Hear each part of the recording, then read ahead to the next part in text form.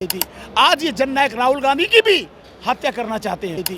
आज ये जननायक राहुल गांधी की भी हत्या करना चाहते हैं, उनसे नफरत करते हैं। और उसके बाद सदाकत आश्रम चले गए और इतनी हिम्मत जुटा ली उन्होंने। लोकतांत्रिक तरीके से विरोध करने का उनको राइट था, लेकिन किसी पार्टी के कार्यकर्ता को उनको मारने का अधिकार नहीं था।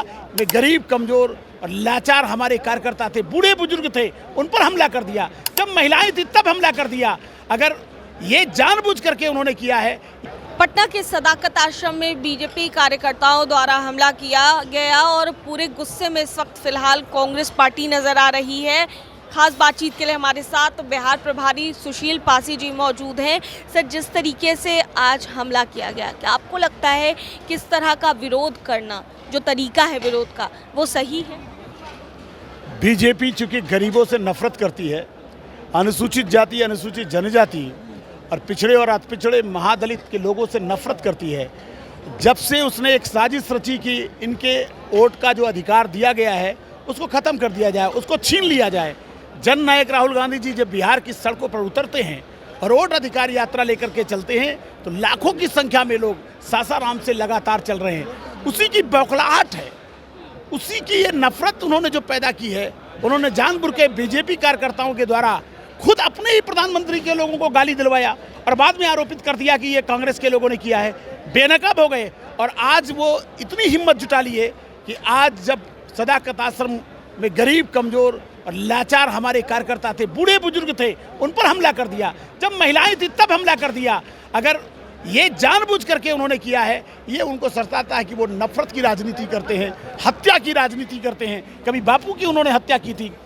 जो अहिंसा का पुजारी था, उसकी हिंसा से जो है जिस तरह से उसकी हत्या की गई थी, आज ये जननायक राहुल गांधी की भी हत्या करना चाहते हैं, उनसे नफरत करते हैं, गाली दिलवाते हैं। और आज उसी का परिणाम है कि देखा आपने, खुद पहले प्रधानमंत्री को गाली दिलवाया, उनके कार्यकर्ता ने दिलाया और उसके बाद सदाकत आश्रम चले गए और इतनी हिम्मत जुटा ली उन्होंने। लोकतांत्रिक तरीके से विरोध करने का उनको राइट था, लेकिन किसी पार्टी के कार्यकर्ता को उनको मारने का अधिकार नहीं था।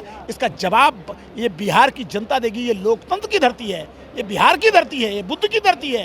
निश्चित तौर पर इसका जवाब बिहार की जनता देगी और ये वोट भी नहीं चुरा पाएंगे। ये मैं जनता के मैं डंके की चोट पर कह रहा हूँ। जिस तरीके से लाठियां भांजी गई कांग्रेस के कार्यकर्ता हो या बीजेपी के कार्यकर्ता हो, दोनों के ही द्वारा, क्या लगता है ये सही है? आप भाई देखिए, ये नीतीश कुमार जी सरकार नहीं चला रहे हैं। बीजेपी जहां सरकार चलाती है वो हत्या कराती है, नफरत कराती है, लाठी चलवाती है, छात्रों पर लाठी चलवाती है, किसानों पर लाठी चलवाती है।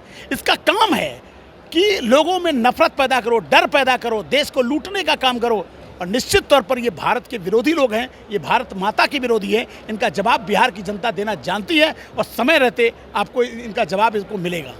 बहुत बहुत शुक्रिया सर बातचीत के लिए। तो हमारे साथ बिहार प्रभारी सुशील पासी जी थे और क्या कुछ कहते नजर आए इस पूरे मामले पर आप सुन रहे थे। कैमरा पर्सन शशि के साथ मैं दक्षा प्रिया, दर्श न्यूज़, गोपालगंज।